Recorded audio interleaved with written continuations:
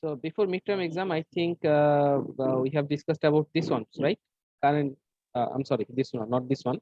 About making current and breaking current. Have we discussed those things? Can Yes, you sir. recall? Absolutely. We had discussed about the subtangent period, transient period, and steady state period, isn't Yes. it? Then we have discussed also the breaking current and the making current. Have we? Yes, sir. You sure? Yes, sir. But sir যদি transient current একটু আরেকবার আলোচনা করতেন ভালো হতো। Transient and সাবট্রানজিয়েন্ট এই দুইটা জিনিস। আচ্ছা, চলো আমি let me help you with some equations. Okay.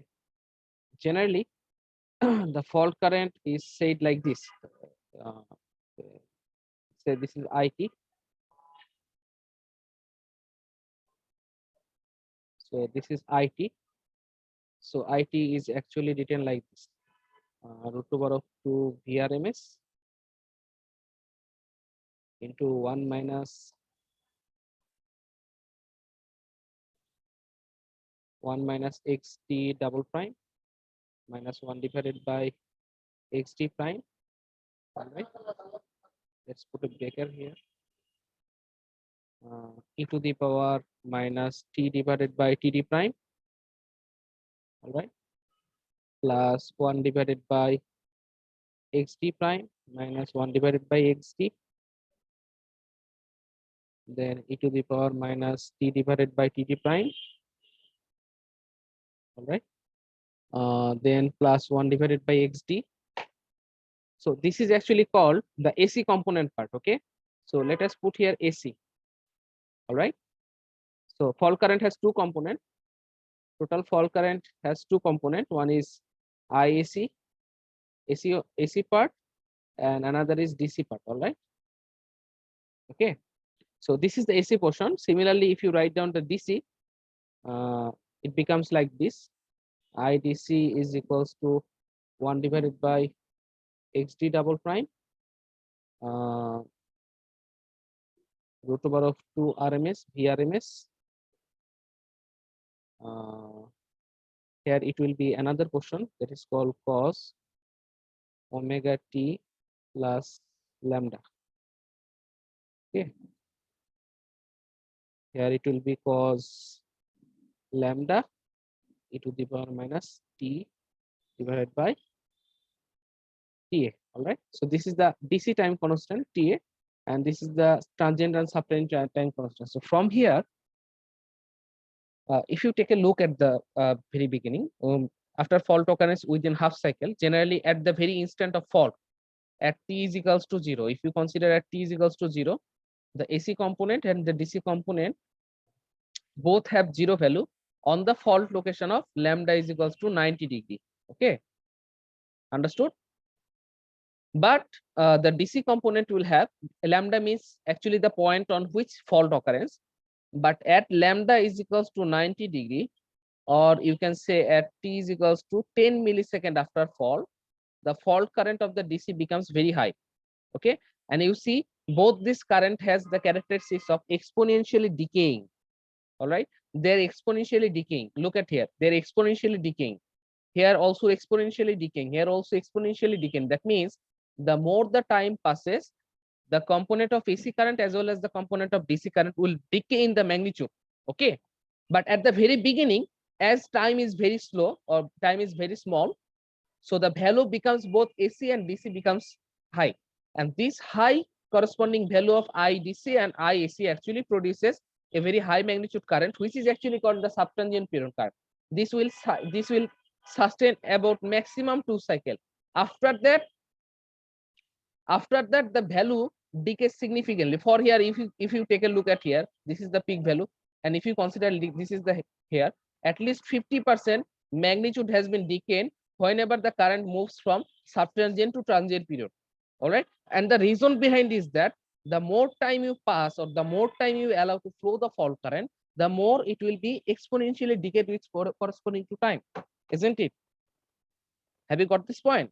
So that's why at the very beginning of the fall, the magnitude of the fall attains to a very high value, which is actually relevant that at that particular time, the component of DC corresponding has a very high value. All right. But whenever you move on the time corresponding, whenever you increase the time or fault allowance time, the DC component exponentially decayed. And at subtransient, from subtransient to transient value, it is generally recognized that at least 50% magnitude of this DC component will be reduced. And that 50% reduction in the DC component of magnitude will actually also reflect in the fault current magnitude. The fault current magnitude will also be reduced, because the fault current is actually combination of AC part plus DC part. All right. So as the DC is decaying over the time, so that's why the fault current magnitude is decaying. All right. Have you got this point?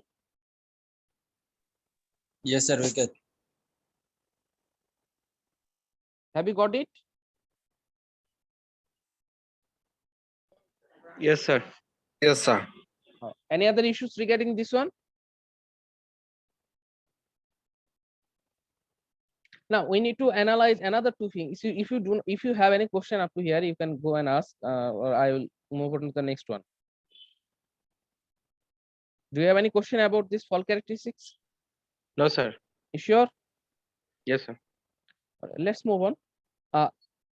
You see, when we discussed about technical particulars of circuit breaker, there are two parameters that we have to address. One is the breaking current or the breaking capacity, another was making current or the making capacity. Okay. Now, what is breaking current or what is breaking capacity in general? Let us discuss over here. For example, let me tell you. For example, this is your circuit breaker. Okay. This is your relay. The relay is instructing your circuit breaker through the trip circuit. Okay. And you also have some current transformer, potential transformer, or instrumentation transformer to get the information to the relay. So this is relay. So this is circuit breaker. Now, whenever fault occurs at the very beginning of the fault, or you simply can say at t is equals to 0 or t is equals to 0 plus, after fault at the very time instant, the fault current becomes very high. We know that current is subtransient current, you know, isn't it? But what happens? Look at here. What will the fault clearing process will involve in? First of all, this information is sensed by the relay. Then relay compares the information with its pre-selected value or preset value. Then it decides whether the system has fault or not. If the relay found the system has fault, then only then it will instruct the circuit breaker to trip from the signaling by the trip circuit, isn't it? Now, that means after fault, the circuit breaker doesn't have any function. All the function is actually relevant to the relay. So relay takes some time to decide, to generate trip signal, and to instruct the circuit breaker. Now, if you consider this time, that means the time that is relay is taking to decide and to generate some trip signal for the circuit breaker is remaining closed. That means fault current is continue to flowing, isn't it? The fault current is continue to flowing. Now that result in what? Look at here. Look at the current waveform again. Relay is deciding over here. Relay is deciding over here. All right. Relay is deciding over here. Then relay is generating some trip signal. That means obviously there will be some allowance of the time for the fault current to flow. And at that allowance, the current will now jump from subtransient period to transient period, because the subtransient period time has been taken by the relay to make decisions or to consider whether the system has fault or not. Understood? Got my point? That means the circuit breaker will open at what time? The circuit breaker will never open in the subtransient period. In fact, the circuit breaker will open in the transient period. Now, this is actually breaking current. The current at which the circuit breaker is breaking or circuit breaker is opening is simply known as breaking current. Or you can define it like this: the RMS value of the transient period is also breaking current, because circuit breaker is also breaking in the transient period eventually. Or you can simply define it like this: the RMS value of the current at which the circuit breaker starts to open is actually called breaking current. Okay, understood? Yes, sir. Okay. Now, obviously, if you know the breaking current, then eventually breaking capacity simply it will be like this: √3 into pre-fault voltage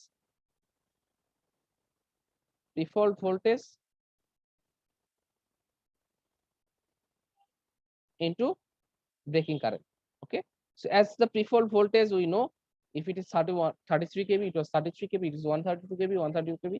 So we know this pre-fault voltage, that means voltage before the fault occurrence, and the breaking current. If you can calculate from here this RMS value, then eventually you can calculate the breaking capacity.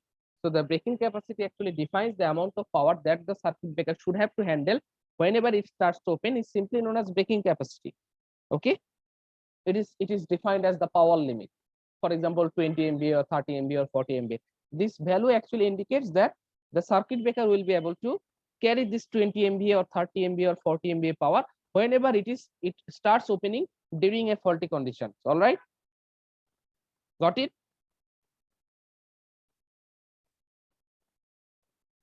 Guys, have you got this point? Sir, please the breaking capacity. Breaking capacity is, so for example, I said breaking capacity is equals to 20 MVA, for example, of a circuit breaker. It actually indicates that this circuit breaker will able to handle this amount of power. This circuit breaker will be able to handle 20 MVA power when it is breaking, when it is opening, or when it starts opening. Whenever the circuit breaker starts to open and electric arc is formed, that means a huge amount of heat will produce here because of this high amount of fault power. That power is generally known as breaking power or breaking capacity whenever the circuit breaker is opening. So what is the importance over here? Let's say I have analyzed like this, that a breaking capacity for a transmission line from here to here, if fault occurs here, the breaking capacity or the fault power level in this transmission line is 40 MVA. I have calculated it. You already have calculated it from your power system analysis course.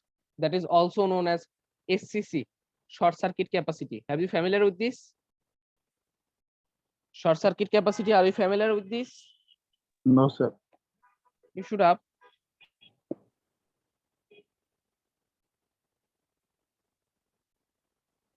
You should have. Okay.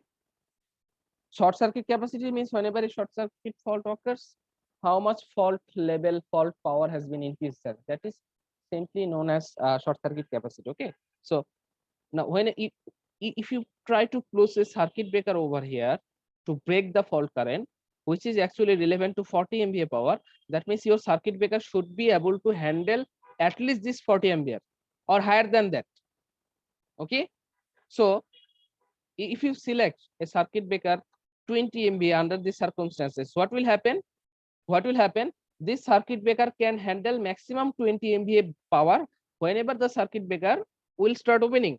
But from this data, you already have seen that whenever the circuit breaker starts opening, 40 MVA power will be generated there, or 40 MVA power will be flown through there because of the short circuit capacity. So that means the circuit breaker of 20 MVA capacity cannot handle this 40 MVA short circuit capacity. What will happen? The circuit breaker will be damaged by itself. So by the selection of the circuit breaker, you have to select that the circuit breaker capacity is high enough to handle this short circuit capacity. And that particular term is actually known as breaking capacity of the circuit breaker. Okay. Understood? Yes, sir. I get the point. Anything else? No, sir. You sure? Yeah. Okay, so next let's move on to the making current. Making current is actually the peak current. Peak current of the subtransient value is making current. Obviously, you know that from the figure, making current will be higher than the breaking current. So it is difficult to sometimes measure the making current. So we used an empirical formula like this, that making current is actually 2.55 symmetrical breaking current. Okay, whatever the breaking current you have, if you multiply with 2.55 times, you will get making current. And similarly, making capacity also. I will come back to again with making capacity whenever I will try to discuss with you about auto recloser. Okay. So what is the importance of making capacity? It will be reflected in case of auto recloser. I will try to come up with that whenever I teach you about auto recloser. Okay. But obviously the making current and the making capacity will be higher than that of breaking current and as said breaking capacity. Okay. For generic purpose of circuit breaker, we normally deals with breaking capacity. Okay, because we know that circuit breaker never opens in the subtransient period rather than it always opens in the transient period because of the time delay taken by the relay. So if we analyze or if we understand what is breaking capacity, up to now it will be okay. But what is the significance of making capacity, or why we also need to learn about making capacity? It will be reflected when I discuss about auto recloser. Please remind me there that I have to show you the importance of making capacity over there at that time. Okay. All right. Okay, Talk to sir. me, guys. Do you have any question up to this? Do you have any questions up to this? No, sir. You sure? Yes, sir. All right.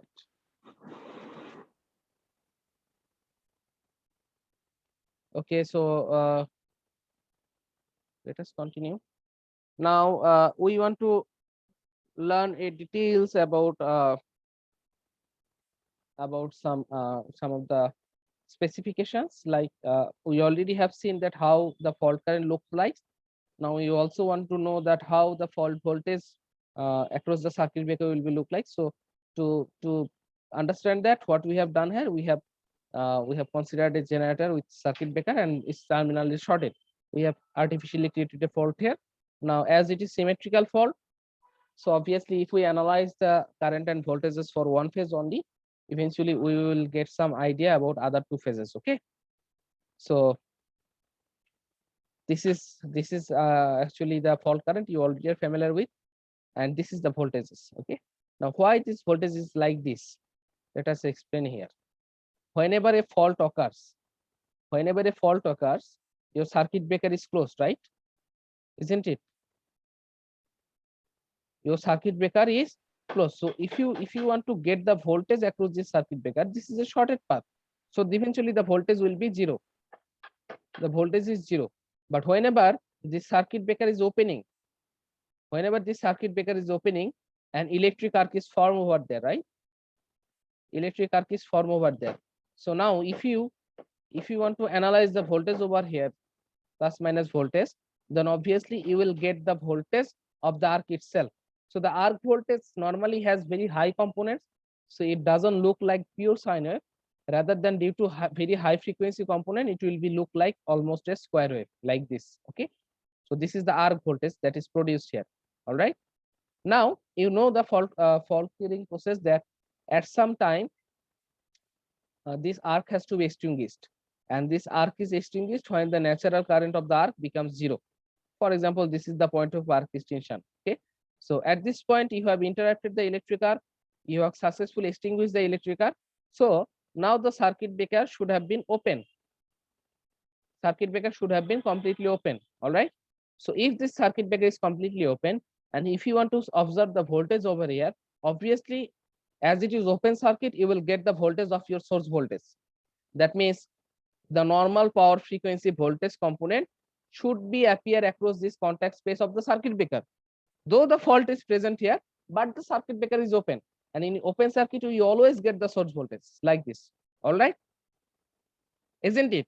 But due to the presence of very high amount of nonlinear components in the power system, especially if you talk about inductor, especially if you talk about the capacitor, due to this presence of very nonlinear component, and we know the voltage after arc extinction, at this point, let's say at this point arc is extinguished. So whenever the arc is extinguished, the circuit breaker is open. So after this point, the normal power frequency voltage component should have been there. Okay, but problem is that due to the presence of this nonlinear capacitor and inductor in the system, a high frequency voltage component will be appear across this contact of the circuit breaker before appearing this power frequency voltage. Okay, so before appearing the power frequency voltage, just immediate after the clearance of the electric arc, before appearing the normal power frequency voltage component, by default the characteristics due to the AC system, or specifically the nonlinear characteristics of the AC system, a high frequency voltage component will appear across this contact space of the circuit breaker. Okay, so this high frequency voltage component is known as TRV, or its full name is transient recovery voltage, or it is simply also known as restriking voltage or RV. Okay, got it? Yes, sir. Now, what is the significance of this RV? Let us discuss over this side. Right. So this is the elaboration time. The voltage across R, and let's consider it is considered that this is the arc interruption point. So arc interruption point. So before appearing the normal power frequency voltage component, by default a automatic high frequency voltage component which is known as restriking voltage or TRV appears here. Okay, this will happen whenever in a system, whenever you attempt to extinguish the electric arc, the high frequency voltage component will be automatically appear there because of the nonlinear components presence in the AC system. You cannot avoid that. You cannot ignore that. Now, what is the characteristics of this restriking voltage? There are two characteristics. First of all, this restriking voltage or this high frequency voltage will not sustain for a very longer period of time. Remember that. It will be automatically vanished within very few cycles of the of your system voltage. Okay, it will be durated for a very shorter period of time. That means after fault clearance, suddenly a spike of high frequency component appears, then automatically a power frequency voltage component also appears. Now, this is the first characteristics. Okay, the second characteristic is that the purpose or the intention of this restriking voltage or the TRV is one and only. What was that? You have extinguished the arc here. The target of this TRV or the target of this restriking voltage is always to bring back the electric arc that you have extinguished a little bit earlier. That means whenever TRV appears across the contact space of the circuit breaker, it tries to do one thing and only. What is that? Nothing but to bring back the electric arc that you have extinguished or that you have uh, uh, what I can say extinguished, or you have make it vanished from the contact space of the circuit breaker. Okay, understood or not? Now, this attempt will always be to bring back this electric arc what was extinguished before. Whether the arc will be back again or not, that will depend upon two parameters. I'm going to discuss those things, but apparently it will try within this time to bring back or to restrike the electric arc again. If the electric arc restrikes, then eventually your fault current was not clear. Again, electric arc will be back here. That means even through this electric arc, fault current will continue to flow. No matter a bit earlier you have already extinguished the electric arc. It doesn't matter there. The fault current will again continue to flow as the electric arc has been back to the system. Okay. Now, within this time, if this TRV or if this restriking voltage doesn't have the capability or doesn't able to bring back the electric arc, then eventually you do not need to worry about, because after that normal power frequency voltage component will be automatically appear across this contact space of the circuit breaker. So our headache is that very shorter of period of time when the TRV actually comes. Okay, because this TRV will always try to bring back the electric arc or restrict the electric arc that you had extinguished a bit earlier, right? Understood? Now, whether the TRV will be able to restrict the electric arc or not, it depends on mainly two comparisons. One is the rate of rise of TRV, another is the rate of rise of dielectric strength. You know, whenever you try to attempt to remove the electric arc from here, that means you are actually increasing the dielectric strength across this contact space of the circuit breaker at this point. So generally, this increasing of the dielectric material has a rate, as well as you see the TRV is rising like this. The TRV is rising like this. That means the TRV doesn't appear at maximum value at t is equals to 0. It takes some time to peak to reach its maximum value. So obviously it will have a rate also. It will have a rate also. Now you have two rates. One is the rate of rise, or one is the increasing rate of your dielectric material. Another is the rate of rise of your restriking voltage or TRV. So among these two comparison, if the rate of rise of the restriking voltage or if the rate of rise of your TRV becomes larger than the rate of rise of your dielectric strength, then definitely the electric arc will restrike, or you can simply say that TRV will be able to bring back the electric arc. But if the rate of rise of TRV is lower than the rate of rise of your dielectric strength, then eventually the TRV will not create any problem for you. It will be vanished very short time, and eventually the system voltage appears. Okay, understood? Yes, sir, understand. The process is clear, guys. Do you have any question? Whatever I said, have you understood or not? Yes, sir. I understand. Take 5 minutes break, then I will continue again. Okay, take 5 minutes to analyze whether you have understood this point or not. Okay, because this is the vital one. We will continue the studying about TRV now. So if you do not understand TRV, if you do not understand the importance or significance of TRV or the problems of the TRV that may arise, then eventually the later portions of the lectures will be difficult for you to understand. Okay, so take 5 to 7 minutes as a break. You think whether you have any questions regarding TRV or not. If you have, then I will make it clear, then move on to done. Or if you do not have, then okay, I will continue from there. Okay, understood? But seriously think that whether you have understood this TRV concept or the effect of this TRV or not. Okay.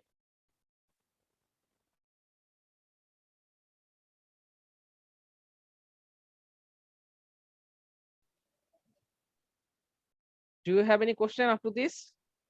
Sir একটু এটা নিয়ে বাসায় পড়তে হবে, তারপরে বলতে পারবো। Okay, take your time to read, then let me know. Okay. Okay And whatever the things I have already discussed with you is been written here. Okay. You go through home, you check that whether you have understood these things or not. Okay. Then I will move on. Okay. Oh, another important things is that the TRV. Okay. This TRV has two frequency component. One is the power frequency component and another is the higher frequency component. Okay. So power frequency component means if your system frequency is equals to 50 hertz, let's consider the system frequency of the 50 hertz, then this TRV will have a component of 50 hertz frequency as well as it will have a oscillatory transient frequency which is higher than the 50 hertz. It may be 100 times, 10 times greater than the 50 hertz. Okay. So that is actually also called as natural frequency of the TRV, which is been written here. Okay. The natural frequency of the TRV, as I said you, the TRV is actually due to the presence of your system inductance and the system capacitance. Okay. So the natural frequency will be eventually related to that. So if you have a look, the natural frequency formula is given as 1 divided by twice by root over of LC. Okay.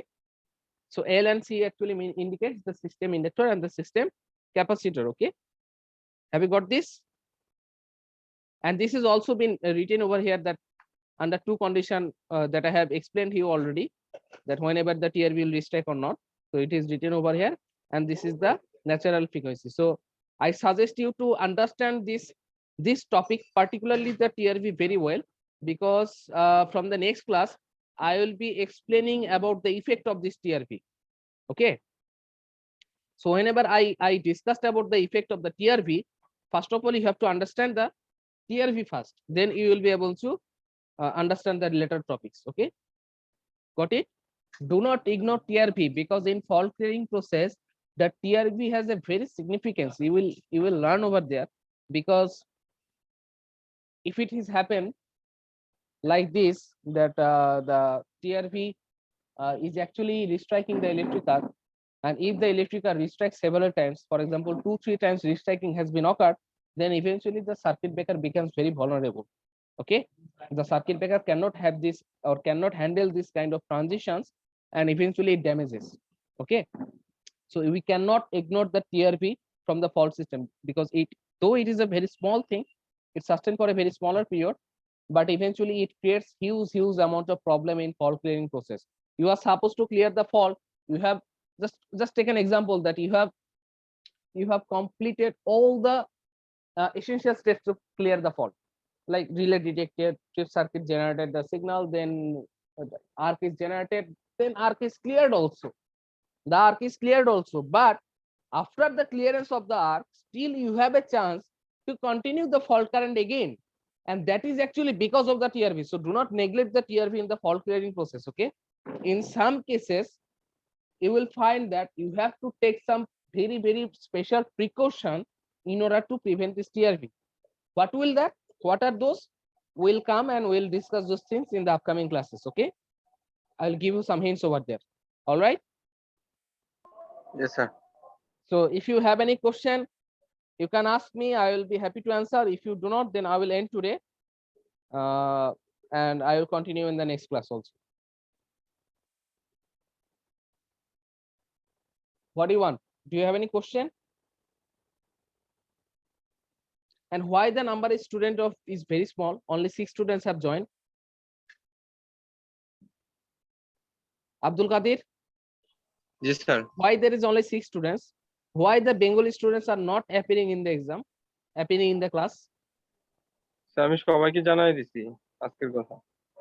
Okay, what about the seer of international students? Who is the seer here? Mohammad. Mohammed, are you there? Mohammed, are you here? It is absent, sir.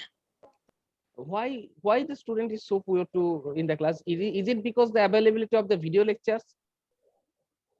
Maybe said that. That's a very disadvantage. Okay, do you have any question? Up to this, no. Okay, read these topics up to this lecture. Read these topics very carefully before you attend in the next class. Okay, Okay, sir. Inshallah. understood? Because it will be helpful to you to understand the effect of the TRB and what are the problems or what are the concerns that we know we should look at in case of TRB. Okay, we'll continue. Understood? Yes, sir. So I understand. today we end here. If you have any question, then ask. Otherwise, I'll end today. Any other issues? No. All right. Thank you then.